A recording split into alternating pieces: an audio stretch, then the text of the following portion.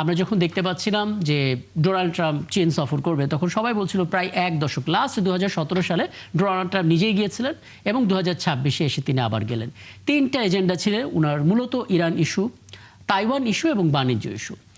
Iran ইস্যুতে তিনি she জিনপিংয়ের কাছ থেকে চেয়েছিলেন একটু আত্মবিশ্বাস, তিনি হয়তো বলবেন যে হ্যাঁ ইরানকে রাজি করাবে চুক্তিতে, কিন্তু মুশকিল হচ্ছে উল্টো চীন বলে দিল যুদ্ধ তো শুরু হওয়ারই কথা ছিল না, অব্যাহত রাখবে কেন। কাজে এই ব্যাপারটা চীনের উপরে না নির্ভর করে ইরানের উপরে নির্ভর করা উচিত। পাশাপাশি সতর্ক করেছে যে ওয়াশিংটন তাইপে অর্থাৎ তাইওয়ানকে যেই প্রতিরক্ষা সরঞ্জাম দেওয়া হচ্ছে ওইটা নিয়ে যদি কোনো গরমিল হয় পরিস্থিতি খারাপ হতে পারে।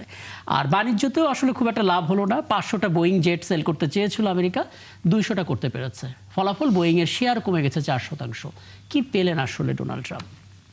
আমি যেটা বলবো যে আমেরিকা এবং চীন দুইটা ইকোনমিক পরাশক্তি, একইভাবে দুইটা খুব সামরিকভাবে দুইটা খুব ক্ষমতাবান রাষ্ট্র। দুইটা রাষ্ট্রের যখন প্রধান এক জায়গায় বসে তখন বুঝতে হবে যে কিছু না কিছু এখানে অ্যাচিভমেন্ট হওয়ার সম্ভাবনা থেকেই যায়।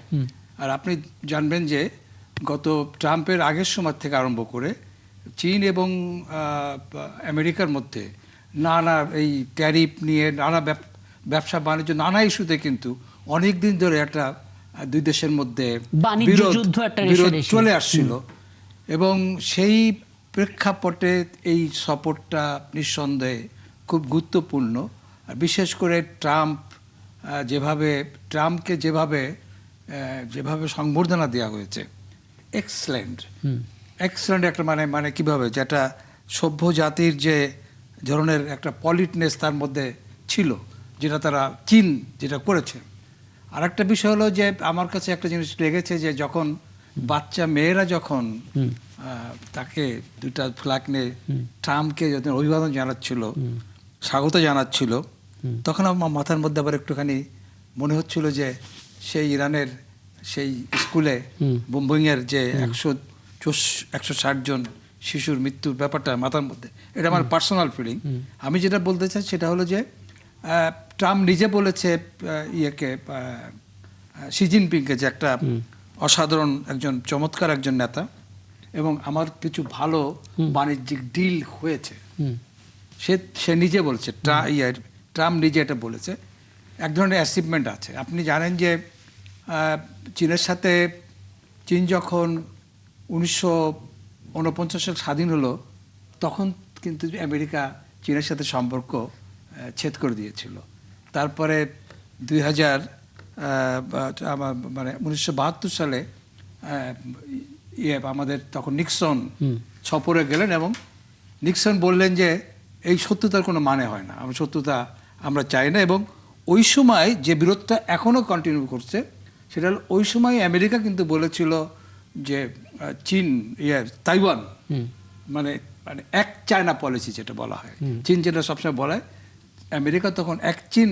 কিন্তু পরবর্তীকালে এখন যেমন তাইওয়ান একটা টেনশন আছে এবং এবার আলোচনাও ওইটা কিন্তু পরোক্ষভাবে শি জিনপিং কিন্তু এক ধরনের হুমকি দিয়েছে। সব কিছু মিলে ইরান ইসরায়েল আমেরিকার এই যুদ্ধের পরে নিঃসন্দেহে এটা একটা গুরুত্বপূর্ণ সফর ছিল এবং এই সফরে সে ডেসপারেটলি ট্রাম্প কিছু অ্যাচিভ করতে চেয়েছিল তার জনগণের জন্য। কারণ এই যুদ্ধে এক ধরনের ফ্রাস্ট্রেশন জনগণের মধ্যে প্রচন্ডভাবে দেখা দিয়েছে, সেইখানে সে চেয়েছিল এক ধরনের সাফল্য, কিন্তু নজিরবিহীনভাবে তিনি আসলে ব্যবসায়ী লিডারদের নিয়ে গিয়েছিলেন, কিন্তু সবগুলো সিইও হয়নি, কিন্তু সেটা আলটিমেটলি হয় নাই। তবে তার দেখে সে যে সবসময় যেটা হয়, যেমন ইরানের সাথে যুদ্ধে সবসময় সে নিজেকে জয় হিসাবে অভিহিত করেছে, এখনো সে নিজেকে জয়ের আগে তিনি লিমিটেড এরিয়া বলেছেন, মানে যৎসামান্য জয় বলেছেন আর কি। আমি একটু আলাপটা করে আসার চেষ্টা করি। অধ্যাপক ডক্টর কামাল উদ্দিন, আন্তর্জাতিক সম্পর্ক বিশ্লেষক, যুক্ত হয়েছেন, আমন্ত্রণ আপনাকে। শামসুজ্জামান দাদু, আপনার কাছে একটা বিষয় একটু জানতে চাই। আপনি রিসেন্টলি চীন সফর করে এসেছেন এবং চীনের নিশ্চিতভাবে পররাষ্ট্র যে নীতিগুলো সেটাও আপনি দেখেছেন যে তারা আসলে কোন ধরনের মাইন্ডসেট নিয়ে আসলে রাষ্ট্রগুলোর সঙ্গে নিজেদের সম্পর্ক ডিল করে। আমরা দেখতে পেলাম ডোনাল্ড ট্রাম্প যখন শি জিনপিংয়ের পাশে হাঁটছেন, কথা বলছেন, বিশ্বের সবচেয়ে ক্ষমতাধর নেতার যে অ্যাপিয়ারেন্স থাকে তার যে মুভমেন্ট থাকে ডোনাল্ড ট্রাম্পের মধ্যে এবার সেটা অন্তত ছিল না। এবং অনেক আন্তর্জাতিক গণমাধ্যম তোষামত শব্দটা ব্যবহার করেছে, যে নজিরবিহীন তোষামত করছেন ডোনাল্ড ট্রাম্প। এবং বোঝাই যাচ্ছে উদ্দেশ্য একটা, একটু যেন চীন তার কাঁধে হাত রেখে বলে যে ইরান যুদ্ধে তোমার পাশে আমরা আছি। আপনার মূল্যায়নটা বলবেন, কি পেলেন আসলে ডোনাল্ড ট্রাম্প, কি পেল যুক্তরাষ্ট্র এই সফর থেকে? ধন্যবাদ। আমি আপনার কাছে আসবো ডক্টর কামালউদ্দিন, আমি শামসুজ্জামান দুদুর কথাটা শুনে আসি। জি জি, আপনাকে ধন্যবাদ। যারা আজকে সহযোগী আলোচক হিসেবে আছেন তাদেরকে শুভেচ্ছা, আর যারা দেখছেন তাদেরকে শুভেচ্ছা অভিনন্দন। জি আমার কাছে মনে হয়েছে চীনের প্রথম বিষয়টি হচ্ছে তার দেশে যাওয়া, তার সঙ্গে মিশা, তার সঙ্গে চলা। সর্বপ্রথম যেমন আমরা বলি বিএনপির পক্ষ থেকে জি সর্বাগ্রে বাংলাদেশ, ঠিক তেমনি এক চীন এই নীতি বিশ্বাস করলে তাকেই চীন আমন্ত্রণ, আলাপ এবং সম্পর্ক তৈরি করে। চীনও কিন্তু মিস্টার ডোনাল্ড ট্রাম্প গেছেন তাইওয়ান প্রসঙ্গটিতে মাথায় না রেখে, মাথায় থাকলেও সেটি উত্থাপন না করা, একটু এড়িয়ে সে যাওয়া, তার মতো একটু করে, কৌশলী হওয়া। জি একটু এড়িয়ে যাওয়া, কৌশলী হওয়া, অর্থাৎ এক চীন নীতিতে তাদেরকে প্রথমত চলতে হয়। যারাই চীনে যাবে আমার কাছে মনে হয়েছে তারা তাদের দেশ নিয়ে যতই বাহবা অর্জন করতে চাক না কেন, চীনে গেলে চীনের পররাষ্ট্র তাদের সামগ্রিক বিষয়, যেমন কম্পিউটার থেকে শুরু করে, মানে এমন কোনো বিষয় নাই যেটি আধুনিক বিশ্বের যেসব রাষ্ট্র আমেরিকা সহ ইউরোপের, তারা এখন যারাই ওখানে যাবে তারা বিস্মিত এবং তারা একটি প্রতিযোগিতার মুখোমুখি হবে।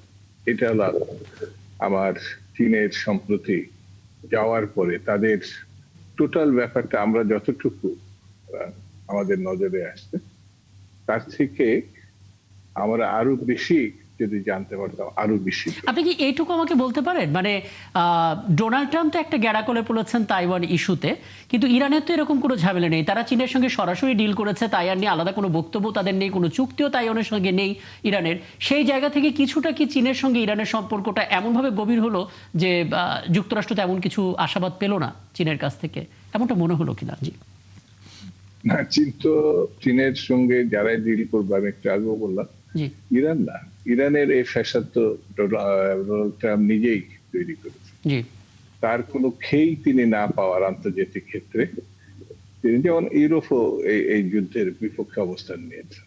জি আর সর্বশেষ ডোনাল্ড ট্রাম্প সাহেব চীনে গেছিলেন, সেটি হচ্ছে যতটুকু আশা নেই সেটাও আমার মনে হয় না যে সেই জায়গাটায় তিনি সামান্যতম কোনো সমর্থন বা আশ্বাস এটাও পেয়েছেন, এটা আমার কাছে মনে হয় না। এই জন্য আমার কাছে যেটা মনে হয় ডোনাল্ড ট্রাম্প সাহেব চীন সফরে তিনি অন্যান্য সব জায়গায় যেমন যুদ্ধের ব্যাপারে বলছেন তিনি বিজয়ী হয়ে গেছেন, ঠিক তেমনি চীনে গিয়েও তিনি সফল হয়েছেন বলে যে আশা ব্যক্ত করেছেন, এটা তিনি করতে পারেন তার অবস্থান থেকে, কিন্তু বাস্তবতা তার এই আশাবাদকে অনুমোদন করে। একদম একদম।